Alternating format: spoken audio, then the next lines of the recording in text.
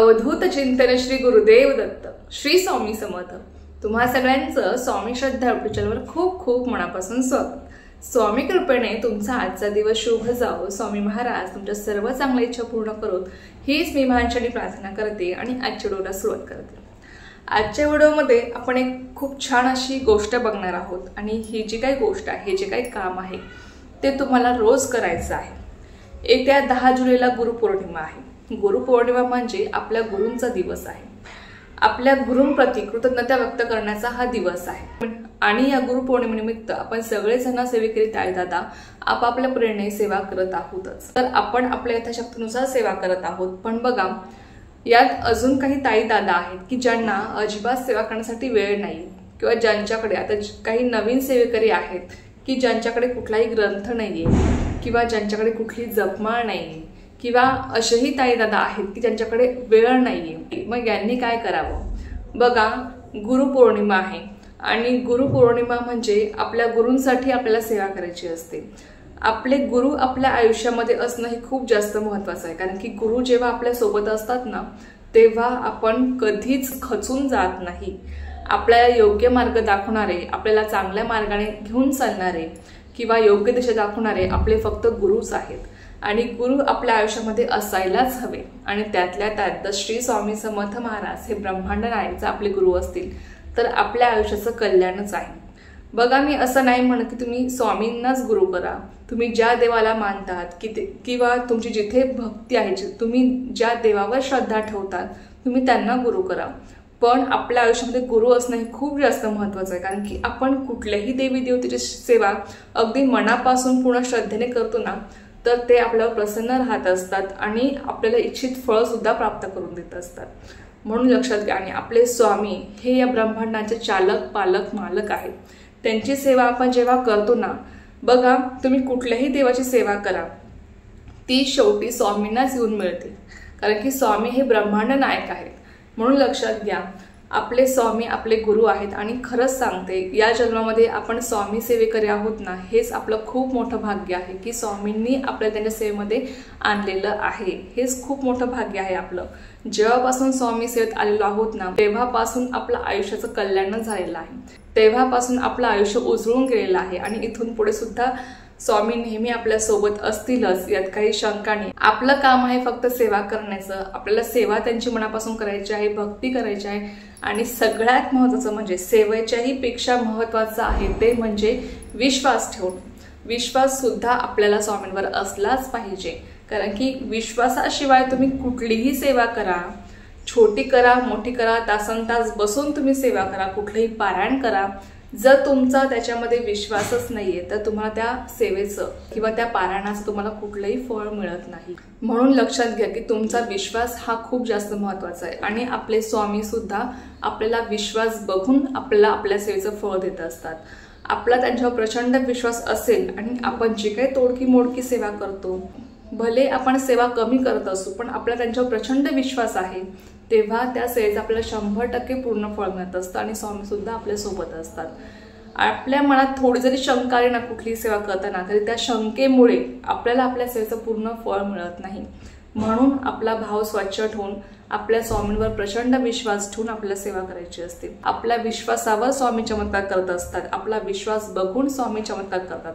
चमत्कार असेच घडत नाही, तर आपला विश्वास बघून स्वामी चमत्कार करत असतात। तर असो, तर आता बघा, आता गुरुपौर्णिमेनिमित्त आपल्याला एक काम रोज करायचं आहे, ते म्हणजे कोणतं? तुम्ही कुठली सेवा करा किंवा नका करू, तुम्हाला वेळ असेल नसेल, तुमच्याकडे कुठला ग्रंथ असेल नसेल, किंवा तुम्ही कुठलं पारायण करणार असाल नसाल, पण ही जी काही गोष्ट आहे तुम्हाला रोज करायची आहे। आणि तसं पाहिलं तर गुरुपौर्णिमा हे फक्त एक निमित्त आहे, परंतु तुम्ही ही गोष्ट गुरुपौर्णिमेनिमित्तच नाही तर तुम्ही रोजही तुम्ही केली तुमच्या आयुष्यात, तरी सुद्धा तुमच्या आयुष्याचं कल्याणच होणार आहे, तुमचं आयुष्य उजळून जाणार आहे, स्वामी पदोपदी तुमच्यासोबत असणार आहे। तर ती गोष्ट कोणती आहे? ते म्हणजे नामस्मरण। नामस्मरण ही अशी गोष्ट आहे ना की ज्याला तुमचा कुठलाही वेळ जात नाही, ज्यामध्ये तुम्हाला कुठलेही नियम नसतात, अटी नसतात, तुम्ही कुठेही कसंही नामस्मरण करू शकता। नामस्मरणाला कुठलंही बंधन नाहीये, तुम्ही चालता फिरता प्रवासामध्ये जॉबच्या ठिकाणी कामं करताना तुम्ही नामस्मरण करू शकता। आणि सगळ्यात श्रेष्ठ सेवा आहे ती म्हणजे नामस्मरण। बघा, नामस्मरण म्हणजे काय? मुळात तर नामस्मरण म्हणजे काय? नामस्मरण म्हणजे आपण एखाद्या विशिष्ट देवी देवतेचं नाव आपण स्मरण करत असतो, त्यांचं आपण स्मरण करत असतो। जसं की श्री स्वामी समर्थ, श्री स्वामी समर्थ हे आपल्या गुरूंचं नाव आहे आणि आपण ते स्मरण करतो। जसं आपण त्याचा जप करतो, नामस्मरण आपण जेव्हा करतो ना, तेव्हा स्वामी आपल्या भक्तांकडे बघत असतात, आपल्या भक्तांच्या सोबत ते चालत असतात, आपल्या भक्तांच्या सोबत ते असतात, फक्त आणि फक्त नामस्मरणामुळे। असं अजिबात नाही की तुम्हाला खूप मोठ्या मोठ्या सेवा करायच्या असतात तेव्हा स्वामी तुमच्यासोबत असतात, असं अजिबात नाही। केवळ नामस्मरणामुळे सुद्धा तुमच्यासोबत स्वामी असतात, पदोपदी असतात आणि प्रत्येक संकटातून ते तुमचं रक्षण करत असतात, फक्त आणि फक्त नामस्मरणामुळे।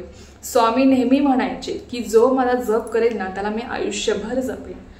यावरून तुम्ही लक्षात घ्या की स्वामींचा जप करणं हे किती जास्त महत्त्वाचं आहे। जेवढा आपण श्री स्वामी समर्थ, श्री स्वामी समर्थ, श्री स्वामी समर्थ या मंत्राचा जप करतो ना, तेवढे स्वामी आपल्या सोबत असतात, त्यांची कृपा आपल्याला प्राप्त होत असते।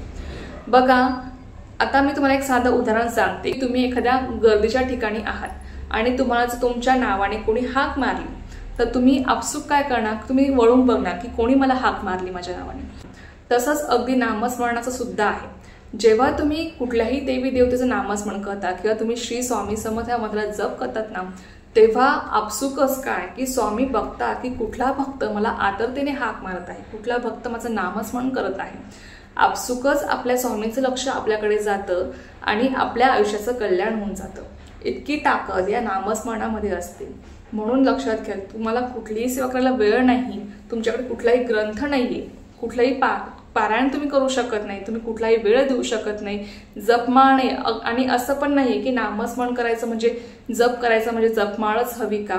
असं अजिबात नाही। तुम्ही जपमाळेशिवाय सुद्धा स्वामींचा जप करू शकता, तुम्ही नामस्मरण करू शकता।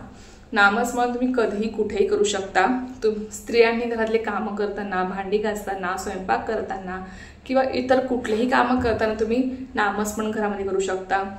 किंवा तुम्ही रस्त्याने चालत आहात किंवा तुम्ही प्रवासामध्ये आहात तिथे तुम्ही नामस्मरण करू शकता, किंवा तुम्ही जॉबच्या ठिकाणी आहात तुम्ही तिथे नामस्मरण करू शकता।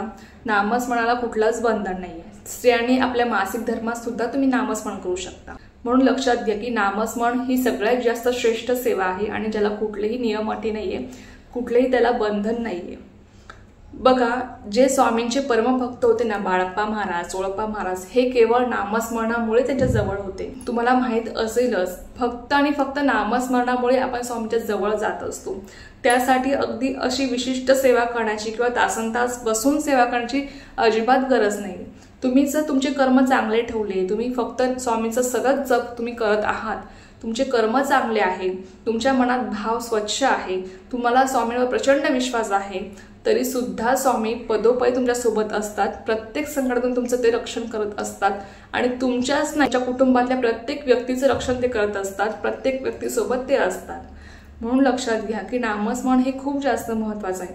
आणि असं अजिबात वाटू द्यायचं नाही की मी कुठलीही सेवा करू शकत नाही किंवा मला अजिबात वेळच नाहीये। बघा, आपल्याकडे कारणं भरपूर असतात, पण आपण जर ठरवलं ना तर आपण कुठलीही सेवा करू शकतो। आणि नामस्मरण तर अशी गोष्ट आहे ज्याला वेळेची गरजच नाहीये आणि अजिबात कुठल्याही नियम पाळण्याची गरज नाहीये। त्यामुळे तुम्हाला जरी कुठली सेवा करायला जमत नसेल तरी सुद्धा तुम्ही नामस्मरण मात्र करू शकता। खूप ताकद आहे या नामस्मरणामध्ये।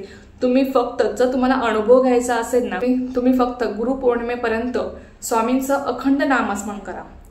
दिवसभरात स्वामींचं अखंड नामस्मरण करा, अखंड जप तुम्ही करा स्वामींचा। जेव्हा जेव्हा तुम्हाला वेळ मिळतो, जेव्हा जेव्हा तुम्हाला वाटतं, आठवतं, अर्थात असं आहे की आपण नामस्मरण करता करता आपल्या मनामध्ये वेगळे विचार येतात आणि आपण विसरून जातो, पण जेव्हा जेव्हा तुम्हाला आठवेल ना तेव्हा तेव्हा तुम्ही नामस्मरण करत राहा आणि मग तुम्ही अनुभव घ्या।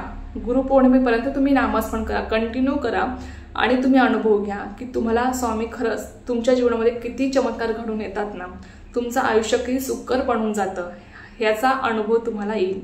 स्वामी कसे तुम्हाला प्रत्येक संकटातून वाचवत असतात, कसे तुम्हाला मार्ग दाखवतात ना, हा अनुभव तुम्ही स्वतः घ्याल। म्हणून तुम्हाला गुरुपौर्णिमेपर्यंत जर कुठलीही सेवा करायला जमलं नाही, तुम्ही फक्त नामस्मरण करा आणि याचा अनुभव तुम्ही स्वतः घ्या। जी व्यक्ती अखंड नामस्मरण करते तिच्या वाणीमध्ये एक वेगळाच प्रभाव असतो, तिच्या चेहऱ्यावर एक वेगळंच तेज दिसून येतं, ती खूप तेजस्वी असते जी व्यक्ती अखंड नामस्मरण करत असते। तुम्ही बघा अशी व्यक्ती, तुम्हाला त्याचा अनुभव येईल। तर इतकी ताकद या नामस्मरणामध्ये असते। आणि खरंच तुम्हाला जेवढं जमेल ना दिवसभरामध्ये जेव्हा जेव्हा तुम्हाला आठवेल, बघा 1-2 दिवस आपल्याला विसरल्यासारखं होईल मध्ये मध्ये, पण जर आपल्याला त्या गोष्टी सवय लागली ना, नामस्मरण करण्याची आपल्याला जेव्हा सवय लागली ना, तर आपल्या तोंडामध्ये ते आपोआप येत जाईल नामस्मरण। तुम्ही कुठेही असाल तरी सुद्धा तुमच्या तोंडामध्ये ते आपोआप नामस्मरण येत जाईल आणि तुमच्याकडनं तेवढं नामस्मरण स्वामींचं घडेल। गुरुपौर्णिमेपर्यंत तुमच्याकडनं ही सेवा जरी स्वामींची घडली ना, तरी सुद्धा येणारा पुढचं जे काही आयुष्य आहे ते सगळं काही स्वामी सांभाळून घेतील। येणारे पुढचे जे काही संकट असतील, दुःख असतील, अडचणी असतील, जे काही आहे ते सगळं स्वामी सांभाळून घेतील। तुम्हाला फक्त गुरुपौर्णिमेपर्यंत हे काम करायचं आहे की तुम्हाला रोज नामस्मरण स्वामींचं करायचं आहे। नक्की करण्याचा प्रयत्न करा आणि अनुभव घ्या। तर चला, एक अत्यंत छोटीशी पण खूप महत्त्वाची माहिती होती जी मला सोबत शेअर करायची होती। तर झालेली सेवा मी स्वामींच्याकडे रुजू करते आणि आजचा व्हिडिओ इथेच थांबवते।